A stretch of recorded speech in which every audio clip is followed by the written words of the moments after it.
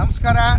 ಕರ್ನಾಟಕ ರಾಜ್ಯ ರೈತ ಸಂಘ ಹಾಗೂ ಹಸಿರು ಸೇನೆ ಯಾದಗಿರಿ ಜಿಲ್ಲೆ ಶಹಾಪುರ ತಾಲೂಕಿನ ಎಲ್ಲ ಸಮಸ್ತ ನಾಡಿನ ರೈತ ಬಾಂಧವರಿಗೆ ನಮಸ್ಕರಿಸುತ್ತಾ, ಏನಿವತ್ತು ನಮ್ಮ ಜೊತೆ ರೈತ ಸಂಘದ ತಾಲೂಕು ಅಧ್ಯಕ್ಷರು ರಮೇಶ್ ಗಾಂಜಿಯವರು ಮತ್ತು ನಮ್ಮ ಜಿಲ್ಲೆಯ ಪ್ರಧಾನ ಕಾರ್ಯದರ್ಶಿಗಳಾಗಿರ್ತಕ್ಕಂಥ ರಾಮನಾಥ್ ರೆಡ್ಡಿಯವರು ಮತ್ತು ನಮ್ಮ ರೈತರು ಕೂಡ ಇದ್ದಾರೆ ನಮ್ಮ ಜೊತೆಗೆ.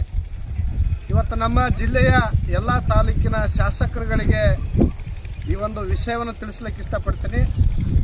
ಈಗಾಗಲೇ ಮುಂಗಾರು ಬಿತ್ತನೆ 2-3 ಬಾರಿ ನಮ್ಮ ರೈತರು ಈಗಾಗಲೇ ಹೆಸರು ಬಿತ್ತಿದ್ದಾರೆ ಮತ್ತು ಹತ್ತಿಯನ್ನು ಕೂಡ ಹಾಕಿದ್ದಾರೆ. ಸಂಪೂರ್ಣವಾಗಿ ಮಳೆ ಇಲ್ಲದ ಕಾರಣಕ್ಕೆ ಸಂಪೂರ್ಣ ಎಲ್ಲ ಬೆಳೆ ಇವತ್ತು ರೈತರ ಕೈ ತಪ್ಪಿ ಇವತ್ತೇನಾದ ಗುಳೆ ಹೋಗ್ತಕ್ಕಂಥ ಪರಿಸ್ಥಿತಿ ನಿರ್ಮಾಣ ಆಗ್ಯದ.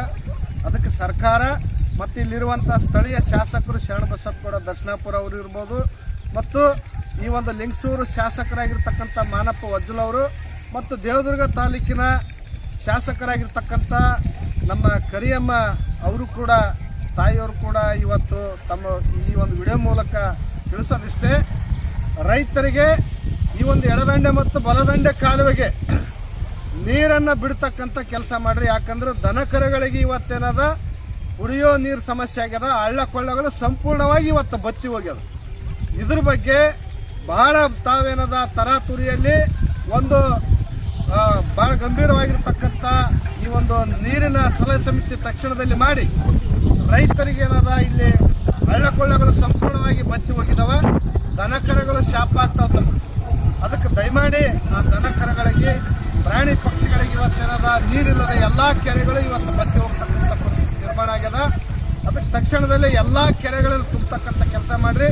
ಎಡದಂಡೆ ಮತ್ತು ಬಲದಂಡೆ ಕಾಲುವೆಗೆ ನೀರನ್ನು ಬಿಡದೆ ಹೋದಲ್ಲಿ ಕರ್ನಾಟಕ ರಾಜ್ಯ ರೈತ ಸಂಘ ಹಾಗೂ ಹಸಿರು ಸೇನೆ ಸೂನಪ್ಪ ಪೂಜಾರಿ ಅವರು ರೈತ ಸಂಘದ ರಾಜ್ಯಾಧ್ಯಕ್ಷರು ಮತ್ತು ರೈತ ಸಂಘದ ರಾಜ್ಯ ಗೌರವಾಧ್ಯಕ್ಷರು ಪರಮ ಪೂಜ್ಯ ಶ್ರೀ ಶಶಿಕಾಂತ್ ಗುರೂಜಿ ಅವರ ನೇತೃತ್ವದಲ್ಲಿ ರಾಜ್ಯದ ಎಲ್ಲ ಪದಾಧಿಕಾರಿಗಳ ನೇತೃತ್ವದಲ್ಲಿ ಮತ್ತು ಎಲ್ಲ ಜಿಲ್ಲೆಯ ಅಧ್ಯಕ್ಷರುಗಳ ನೇತೃತ್ವದಲ್ಲಿ ಹೋರಾಟವನ್ನು ಮಾಡಬೇಕಾಗುತ್ತೆ. ಎಚ್ಚರಿಕೆಯನ್ನು ಕೊಡ್ತಾ ಇದ್ದೀವಿ. ತಕ್ಷಣದಲ್ಲೇ ನೀರು ಬಿಡ್ತಕ್ಕಂಥ ಕೆಲಸಕ್ಕೆ ತಾವೆಲ್ಲರೂ ಮುಂದಾಗಬೇಕು. ಈ ವಿಚಾರವನ್ನು ತಕ್ಷಣದಲ್ಲೇ ತಾವೆಲ್ಲರೂ ಕೂಡ ಒಂದು ಚರ್ಚೆಯನ್ನು ಮಾಡಲಿ ಅಂತಕ್ಕಂಥ ಮಾತು ಹೇಳ್ತೀನಿ. ನಮಸ್ಕಾರ.